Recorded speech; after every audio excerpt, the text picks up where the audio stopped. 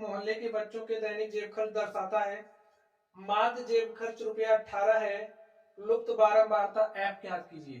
तो स्टूडेंट इसमें जो माध्य जेब खर्च है बच्चों का वो हमें 18 रुपए दिया गया है और इसमें आप लोग देख पा रहे हैं ऐप का वैल्यू में क्या करना निकालना है।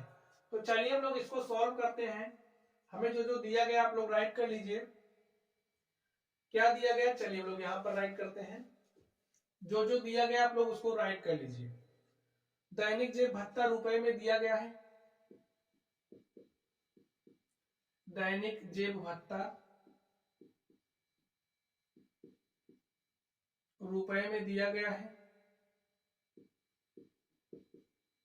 और देखिए क्या दिया गया है बच्चों की संख्या दी गई है। बच्चों की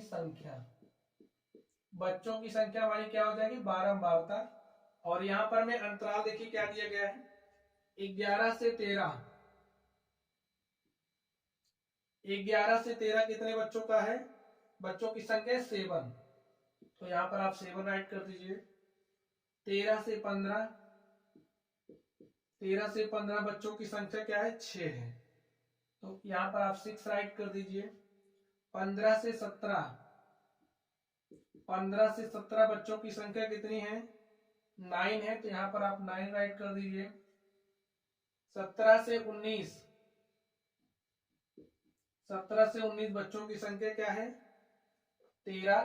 तो यहां पर आप 13 राइट कर दीजिए। इसी तरीके से 19 से 21 क्या है एफ है। हमें इसी एफ का मान निकालना है। और इसके बाद 21 से 23 क्या है 5 है। आगे देखिए 23 से 25 कितना है कितने बच्चों की संख्या है 4 है। तो इस तरीके से स्टूडेंट देखिए हमें डेटा दिया गया है और हमें इसमें एफ का मान निकालना है और जो माध्य है हमें दिया गया कितना 18। तो लिख लीजिए जो माध्य हमारा है वो x 18 हमें दिया गया है।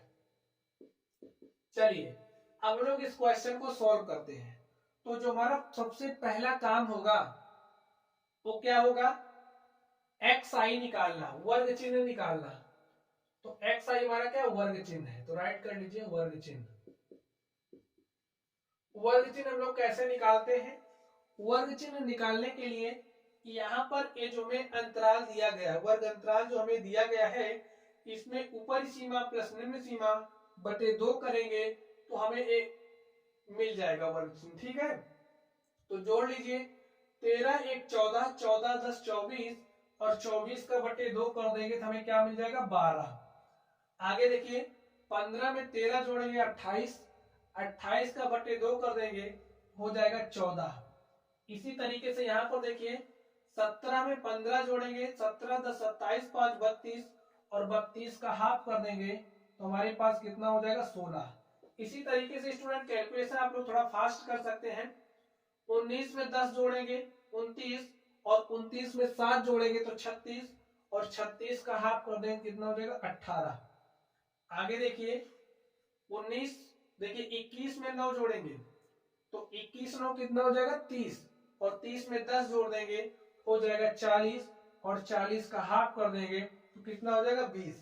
आगे देखिए 23 में 21 जोड़ना है तो 23 21 कितना हो जाएगा 23 में 1 जोड़ेंगे 24 और 24 में 20 जोड़ेंगे 44 44 का हाफ कर देंगे तो 22 आ जाएगा। यहाँ पर देखिए 25 में 23 जोड़ना है 25 3 28 और 28 में 20 जोड़ेंगे तो 58 हो जाएगा। 25 3 28 और 28 में 20 जोड़ेंगे तो 48 हो जाएगा। और यहाँ पर कितना हो जाएगा 24 48 का हाफ करेंगे 24। देखिए हमारे पास एक्स आई आ गया एफ आई है और यहाँ पर आप लोग देख पा रहे हैं वैल्यू ज्यादा बड़ी नहीं है तो हम लोग इसमें प्रत्यक्ष विधि अप्लाई करें। कौन सी विधि प्रत्यक्ष विधि। और प्रत्यक्ष विधि अप्लाई करने के लिए हमें क्या निकालना पड़ता है यहाँ पे एफ आई इंटू में एक्स आई। तो चलिए हम लोग एफ आई एक्स आई निकालते हैं। तो इस एफ आई को आप एक्स आई से मल्टीप्लाई कर दो। मल्टीप्लाई करिए 12 को 7 से मल्टीप्लाई करेंगे तो क्या हो जाएगा 12 7 84 14 को 6 से मल्टीप्लाई करिए तो 14 छंग क्या हो जाएगा 84। आगे देखिए 16 को 9 से मल्टीप्लाई करेंगे तो 16 9 कितना हो जाएगा 144। आगे देखिए 18 को 13 से मल्टीप्लाई करना है तो 18 तिहाई 54, 54 के 4 हासिल 5, 18 के 18 5 कितना हो जाएगा 23। तो आप यहां पर राइट कर दीजिए। चलिए यहां पर 20 को f से मल्टीप्लाई करना है तो 20 को आप f से मल्टीप्लाई करेंगे तो क्या हो जाएगा 20f, 20f हो गया। चलिए 22 को 5 से मल्टीप्लाई करेंगे तो 22 पंचे कितना होता है 110, तो यहां पर आप 110 राइट कर दीजिए। 24 को 4 से मल्टीप्लाई करेंगे तो कितना हो जाएगा 4 चौके 16 के 6 हासिल 1, 4 दूनी 8 1 9। 24 को 4 से मल्टीप्लाई करेंगे तो 96 आ जाएगा। तो स्टूडेंट देखिए हमारे पास एफ आई एक्स आई आ गया। आप लोग टेबल बना लीजिए, इसको टेबल के फॉर्म में कर दीजिए, उसके बाद हम लोग सॉल्व करते हैं इसको। चलिए टेबल बना लीजिए।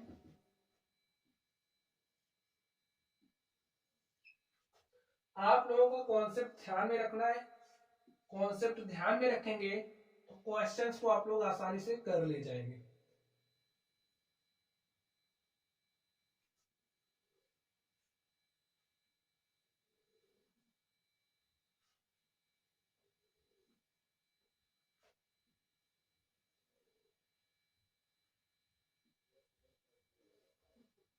यहां पर टेबल बनाइए और इसको सॉल्व करिए स्टूडेंट। अब आप लोग प्रत्यक्ष विधि हमने आपको सिखा दिया है। चलिए अब हम लोग क्या निकालेंगे, अब हम लोग समेशन एफ आई एक्स आई निकालेंगे। तो समेशन एफ आई एक्स आई हम लोग कैसे निकालते हैं, समेशन एफ आई एक्स आई निकालने के लिए ये जो हमारे पास एफ आई एक्स आई है इन सबको आप जोड़ लीजिए। तो जोड़िए क्या हो जाएगा, देखिए 4 4 8 4 12 4 16। अब ए इसमें नहीं जुड़ेगा तो इसको भी आप वैसे रहने दीजिए। 16 आया, 16 में 0 जोड़ेंगे 16, 16 6 कितना हो जाएगा 22, 22 के 2 हासिल कितना है 2, 2 8 10 8 18 4 22, 22 3 25 1 26, 26 9 कितना हो जाएगा 35, 35 के 5 हासिल 3 और 3 में हमने एक जोड़ा 4, 4 2 6 और 6 कितना हो जाएगा 7। देखिए 752। अभी हमने इसको नहीं जोड़ा है तो इसको आपको इस तरीके से जोड़ना पड़ेगा। आप लोग समझिए अगर आपके पास कुछ इस तरीके से होता है, समझिए कुछ इस तरीके से है x, तो क्या आप लोग इसमें देखिए इस तरीके से हमारे पास आ गया है और दूसरा हमारे पास है समझिए 24 प्लस वाई। तो अगर हम लोग इन दोनों को जोड़ने के लिए कहें तो आप कैसे जोड़ते हो, इसको इसमें ऐड करोगे तो इसको ऐड करने के लिए क्या करते हो, देखिए x प्लस वाई, इसको तो जोड़ेंगे ही आप, उसके बाद x प्लस वाई। तो यहाँ पर हमारा क्या है 20f है तो इसको हमें कुछ इस तरीके से जोड़ के लिखना पड़ेगा। चलिए आप लोग यहाँ पर देखिए इसको जोड़ लीजिए तभी हमें समेशन एफ आई मिलेगा। समेशन एफ आई देखिए क्या हो जाएगा 7 6 13 9 22 और 22 3 25 10 35 5 40 4 44। चेक कर लीजिए 4 5 9 और 9 में 13 जोड़ेंगे 22, 22 9 कितना हो जाएगा 31 और 31 में 6 जोड़ेंगे 37, 37 7 कितना 44। तो यहाँ पर लिखिए 44 प्लस में क्या हो जाएगा एफ, तो यहाँ पर हमने एफ राइट किया। तो इस तरीके से देखिए हमारे पास समेशन एफ आई आ गया। अब हमें निकालना क्या है, अब हमें माध्य निकालना है। ठीक है, माध्य में दिया गया है और हमें इस एफ का मान निकालना है। तो चलिए हम लोग फॉर्मूला अप्लाई करते हैं। तो प्रत्यक्ष विधि यहाँ पर हम लोग अप्लाई कर रहे हैं स्टूडेंट। तो लिखिए फॉर्मूला हमारा क्या होता है x bar is equal to होता है, बार का मतलब अगर हमें माध्य दिखाना है तो हम लोग एक्स बार से दिखाते हैं। फॉर्मूला अप्लाई कर दीजिए summation F I x I upon में क्या हो जाएगा समेशन एफ आई। तो वैल्यूज रख दीजिए, समेशन एफ आई एक्स आई कितना आया है 752 प्लस 20f अपॉन में क्या हो जाएगा, अपॉन में 44 प्लस एफ। तो यहां पर लिखिए 44 प्लस एफ और देखिए हमें यहाँ पर क्या दिया है, x bar is equal to 18 दिया गया है। तो यहाँ पर आप लोग मान रख दीजिए, यहाँ पर लिखिए 18 is equal to 752 plus 20 f upon में कितना हो जाएगा 44 प्लस में एफ। अब इसको आप इस तरह भेजिए, यहाँ पर भाग के साथ है तो यहाँ पर आएगा मल्टीप्लाई के साथ हो जाएगा। 18 44 plus f is equal to 752 plus 20 f. अब यहाँ पे हमें 2 कॉमन दिख रहा, तो आप 2 कॉमन कर लीजिए। तो यहाँ पर हमने 2 कॉमन किया, देखिए यहाँ पर 2 कॉमन करें कितना हो जाएगा, देखिए 2 यहाँ से यहाँ पर भी 2 कॉमन हो जाएगा। देखिए 2 हमने कॉमन किया तो 2 3 6 1 7 हो जाएगा। यहाँ पर 15 214 1 15 2 6 12 और यहाँ पर क्या बचेगा 10 एफ। यहाँ पर देखिए यहाँ पर 18 को हम लोग लिख सकते हैं 2 गुणे में 9 और यहाँ पर 44 प्लस एफ।